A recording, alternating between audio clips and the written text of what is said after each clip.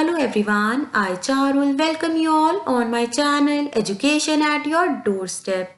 This is the lecture number 22 in the lecture series of Ecology and Environment. And guys, in this lecture we are going to talk about the different types of the temperate forest. But before starting this lecture, I want to ask you some questions and you have to write down the answer in the comment section. What is podzolization? What are the important characteristics of the Siberian type of climate? And you have to list down the 4 important trees of the taiga biome. Guys, if you don't know the answer of these questions and you are finding any problem, then please watch my previous videos. The link is given below in the description. And if you have any doubt regarding any lecture, you can follow me on my Telegram channel, that is Education at Your Doorstep. And guys, please subscribe to my channel if you have not subscribed yet. So guys, let's talk about the temperate deciduous forest.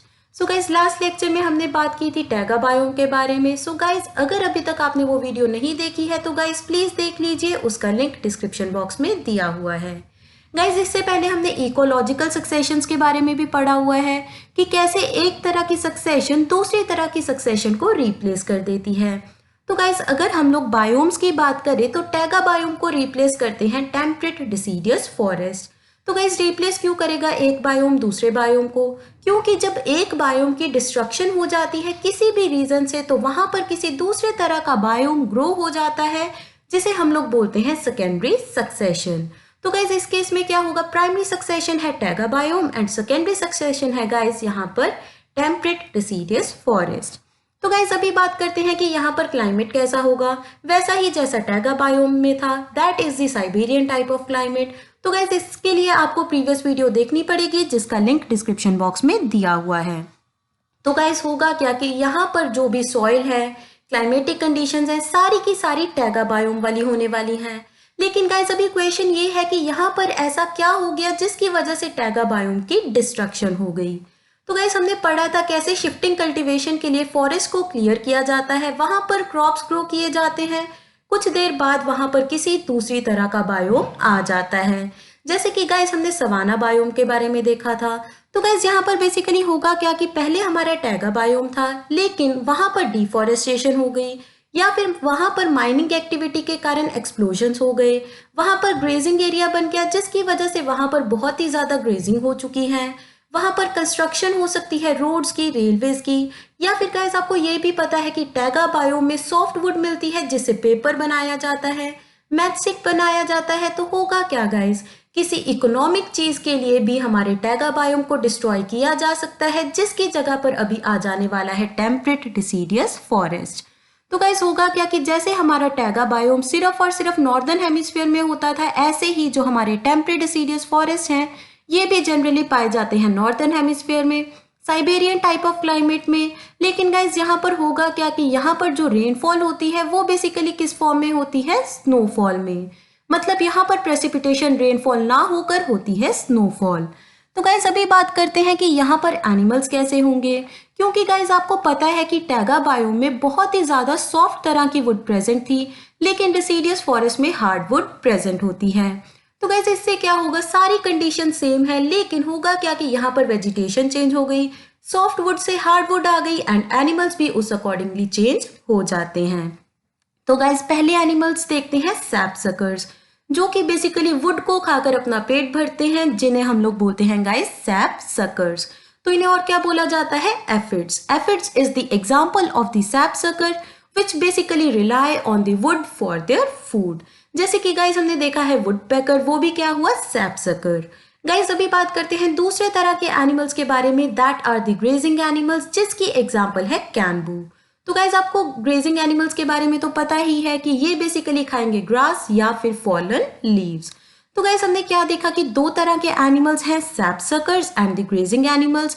SAP suckers खाने वाले हैं लकड़ी and grazing animals खाने वाले हैं leaves and the grasses. तो guys, अभी बात करते हैं हम लोग टेम्परेट रेन फॉरेस्ट के बारे में. इससे पहले हमने ट्रॉपिकल रेन फॉरेस्ट के बारे में भी देखा है, जिसे बेसिकली बोला जाता है लंग्स ऑफ द अर्थ. लेकिन गाइस, जो हमारे ट्रॉपिकल रेन फॉरेस्ट है यहाँ पर टेम्परेचर कैसा होता है? क्वेश्चन ये है. बेसिकली गाइस, यहाँ पर होता है मेडिटेरियन टाइप ऑफ क्लाइमेट, या फिर हम लोग बोलते हैं mixed coniferous type of climate. आपको पता है कि कॉनिफेरस बायोम किसे बोला जाता है गाइस? टैगा बायोम को। मतलब यहाँ पर कुछ मिक्स्ड सा क्लाइमेट होने वाला है, मेडिटेरियन टाइप भी हो सकता है एंड कुछ यहाँ पर कॉनिफेरस टाइप ऑफ क्लाइमेट भी हो सकता है। एंड गाइस आपको पता है कि कॉनिफेरस टाइप ऑफ क्लाइमेट क्या होता है? Siberian type of climate. So guys मैं आपको यही बोलूंगी कि प्लीज आप इन वीडियोस को एक सीरीज में देखिए सो दैट आपको कोई भी प्रॉब्लम ना आए। तो गाइज अभी बात करते हैं टेम्परेट रेन फॉरेस्ट की। एक तो हमें पता चला कि ये बेसिकली टेम्परेट जोन में मिलेगा जहां पर बहुत ज़्यादा सन की रेडिएशंस नहीं होगी, जिसकी वजह से टेम्परेचर भी उतना ज़्यादा नहीं होगा जितना कि ट्रॉपिकल रीजन में होता है। एंड यहाँ पर हमारा क्लाइमेट कैसा है? Siberian type of climate, Mediterranean type of climate and guys कभी कभी यहाँ पर mixed coniferous type of climate भी मिलता है, जिसे basically Siberian type of climate ही बोल सकते हैं।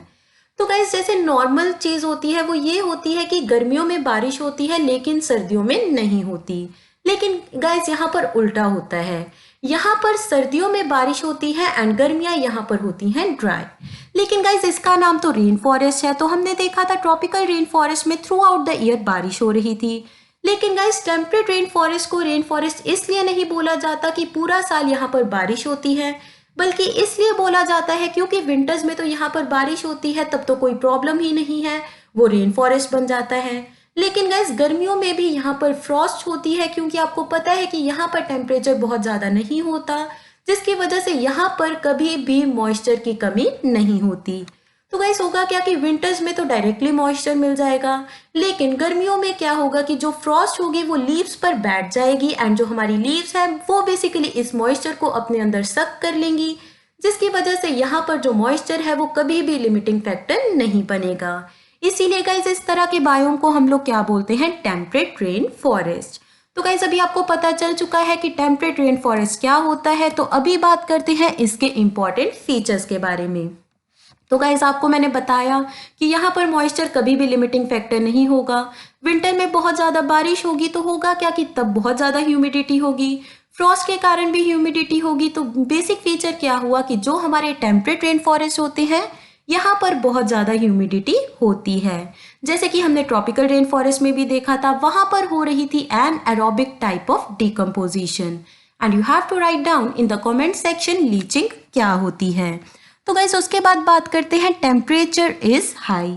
तो गाइस आपको पता है कि जो ट्रॉपिकल रीजन होता है वहां पर तो टेम्परेचर बहुत ज़्यादा होता है, लेकिन जो टेम्परेट रीजन है वहां पर कंपेरेटिवली कम होता है, लेकिन बहुत ज़्यादा कम नहीं होता। तो हम लोग बोल सकते हैं कि यहाँ पर टेम्परेचर बहुत ज़्यादा होता है। एंड हमें पता है कि पहले यहाँ पर soft wood type of vegetation थी, लेकिन अभी यहाँ पर hard wood type of vegetation आ चुकी है। तो गाइस हमने देखा है कि टेम्परेट रीजन में हमें क्या क्या मिलते हैं? टैगा बायोम्स मिलते हैं, टेम्परेट डिसीडियस फॉरेस्ट मिलते हैं, ट्रॉपिकल रेन फॉरेस्ट मिलते हैं। एंड आपको पता है कि rain forest basically evergreen forest होते हैं, लेकिन यहाँ पर ऐसा कोई भी सीन नहीं है। बेसिकली इसे रेन फॉरेस्ट सिर्फ इसीलिए बोला जाता है क्योंकि यहाँ पर कभी भी मॉइस्चर की कमी नहीं होती। तो गाइज आपको पता होना चाहिए कि यहाँ पर basically hardwood type of vegetation मिलने वाली है, unlike the taiga biome. And हमने क्या देखा कि जो ट्रॉपिकल डिसीडियस फॉरेस्ट है एंड गाइस जो हमारे टेम्परेट डिसीडियस फॉरेस्ट हैं, tropical rain forest, temperate rain forest, इन सब में क्या मिलती है हमें? Hard wood type of vegetation.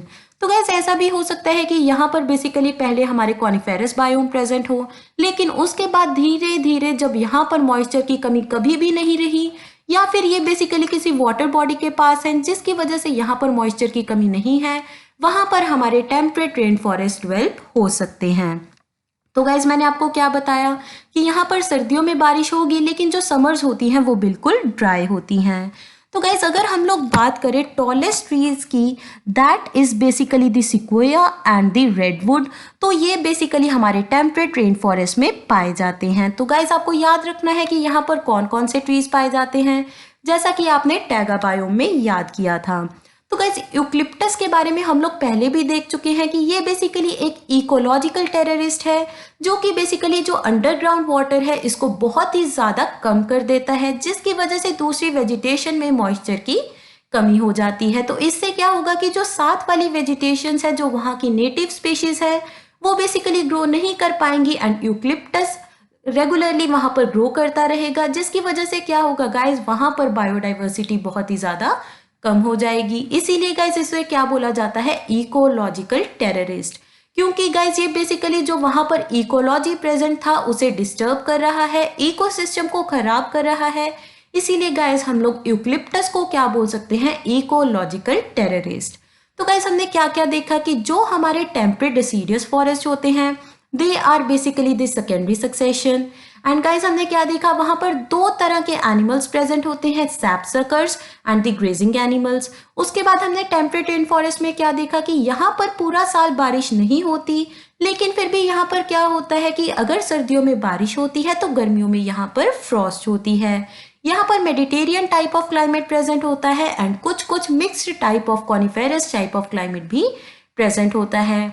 उसके बाद हमने इंपॉर्टेंट फीचर्स में देखा, high humidity, temperature is high, wet winters and the dry summers. उसके बाद हमने देखा कि जो टॉलेस्ट ट्रीज हैं that is the redwood and the sequoia are present in this biome, and eucalyptus is known as the ecological terrorist which is also found in the temperate rainforest.